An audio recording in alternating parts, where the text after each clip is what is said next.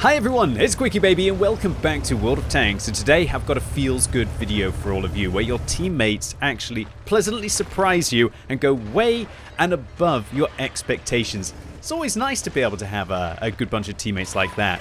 Unsurprisingly, this replay came from my session, I believe, on Monday of this week where I had my best win ratio over like a 65 game period. You've already seen the video in the IS-3-2. This is from the same day where we managed to conquer 80% wins over 65 games. And it was probably a lot down to players like QuickyBaby, who, that's their anonymized name, in the KV2 on my team, and you're going to see what they're going to be doing in just a second. So I'm playing in the AMBT. This is a premium vehicle that not a lot of people really know about, and that's because it was sold in the Under the Hammer auction. And I actually personally really enjoy this vehicle. I love all autoloaders in World of Tanks, and this one is actually an auto reloader, so it can be able to reload its shells one by one. And it was the first American auto reloading tank. When you combine that with half decent turret armor, a terrible lower plate but a great upper hull, you got yourself 9 degrees of gun depression, I should clarify, and 360 alpha damage, and enough penetration of 215 with great shell velocity or 278 on the gold rounds. This thing is an absolute beast, and it's one of my preferred vehicles for when you have the time to be able to use it.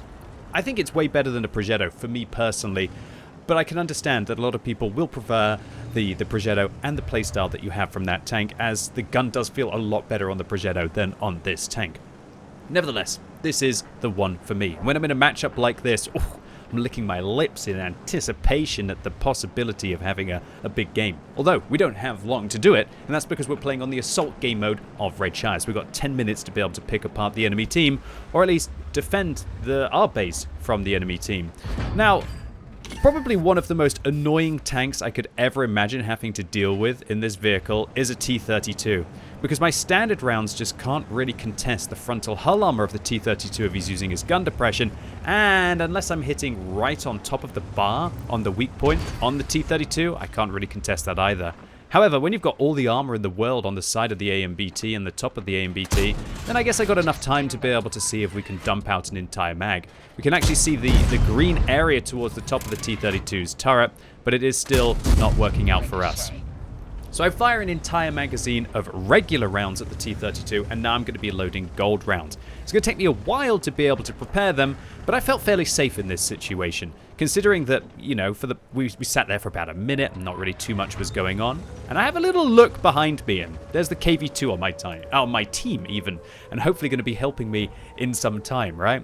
Now, that is their anonymized name, so please don't get confused, as I will be calling this KV2 by QuickyBaby, which was their real account's name. It feels wrong to call someone by their anonymized name when you know about it otherwise in the post-game. Alright, so I'm going to ask the KV2 for help. I'm going to ask the KV2 if he can manage to hit him, so that maybe I can try and pressure him down a little bit. I fire one shell into his side, I'm going to connect a second shell into his side, but I'm not going to fire the third until I know that the T-32 is killable. And now we know that the T-32 is killable, so we deal with him. I give a big thank you to the KV2, but unfortunately for him, he went round to the right of the rock, and now he's in a terrible situation. He wasn't to know there would be a CS-53 there, and so I decide, how can I really just sit back and reload and let a KV2, who is just such a darn good teammate, that's gone round and helped me dig out the T-32, how can I let them die? And so I decide, even though I'm reloading, that I'm going to go in and try and attract the attention of the CS-53. And this CS-53, what do you think's going through his mind right now? And yeah, it's, oh dear, didn't think that this AMBT was going to come round the corner, didn't think that the AMBT was going to block me, and didn't think that I was going to lock him in place while Luki delivers 900 damage to the back of the CS-53. And that gives me enough time to reload, but I'm not going to fire until he's lower on health, because I could have low-rolled the only shell that I had left in the tank, and then that would have been a disaster in that situation. He was maybe able to deal another 2 or 3 shells into me before I ended up reloading. So QuickyBaby, thank you so much to you for that penetrating high explosive round. That was just a beautiful moment. And whenever I see a teammate go above and beyond for me and go above and beyond for the team, I want to go above and beyond for him as well. And so even if I'm reloading, I'm going around that corner, and look at it, Lukey just manages to pretty much one-shot a Borsig with the Dream Shell. Like, puts in an open, wide mouth smiley, and I press affirmative because that was a big hit. And I say, KV2, awesome work. Says thanks, and it's just such a feels good moment. I love the interaction. I love using the quick response communication features in World of Tanks. I've talked about this multiple times, but I just can't stop going on about it because it's just, we're playing a multiplayer game, right? And it's so easy to forget at the end of the day that you are playing a multiplayer game. And that is what is just so darn special about, you know, online video games, right? And even more special when, you know, you get those kind of 1 in 10 or 1 in 20 kind of games where somebody really does everything that you could possibly want for them. So Lukey has managed to put in some darn decent damage against their tier 8s. And he's not stopping now, as Lukey manages to shut down the Progetto as well. What is that? He must have done nearly 1,000 damage to the back of the 53. He put in 300 damage into the T-32 on the enemy team. Hit the Borsig, and Blooming just put in 400 damage against the Progetto as well. Now, I'm just in the lucky position of being able to finish off the kills.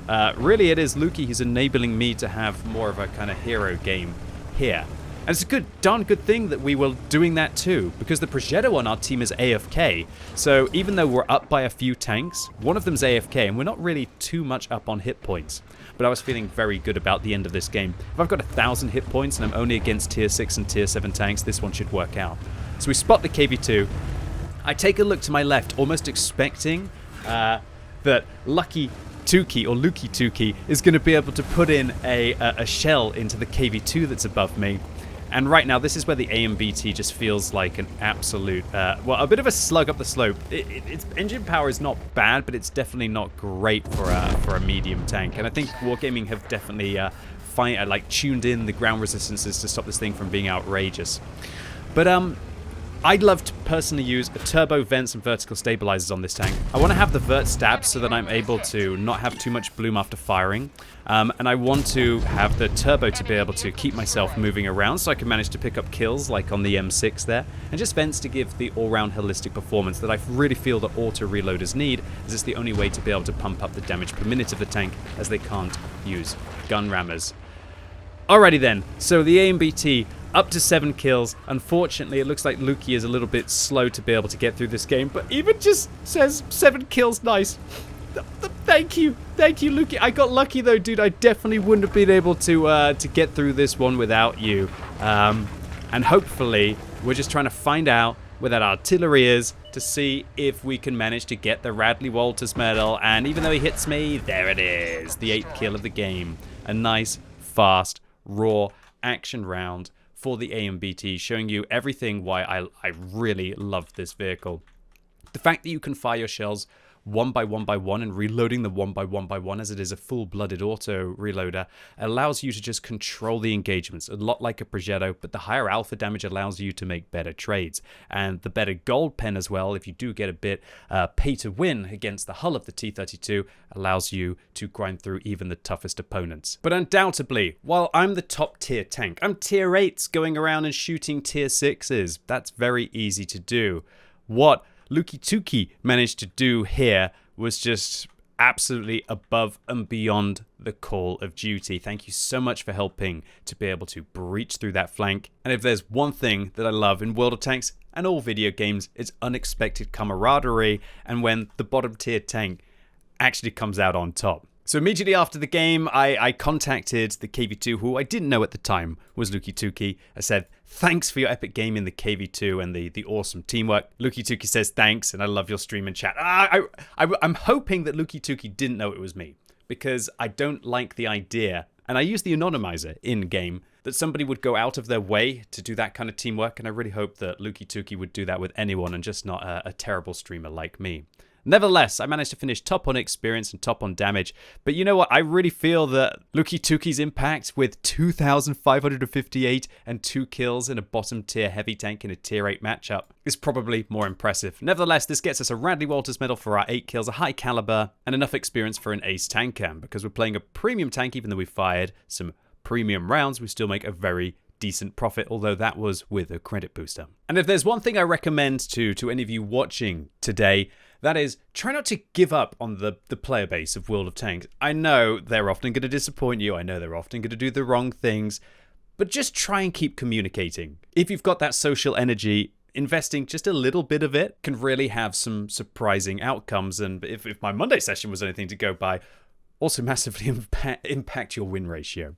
Anyway, ladies and gents, boys and girls, I really hope you enjoyed this Feels Good video today. If you did, give the video a thumbs up. If you hated it, give it a thumbs down. And let me know if there are any memorable examples of where your team went above and beyond your expectations. Or are they always just a crushing disappointment for you? And as always, thank you so much for watching. You've been epic, and hopefully I'll see you soon.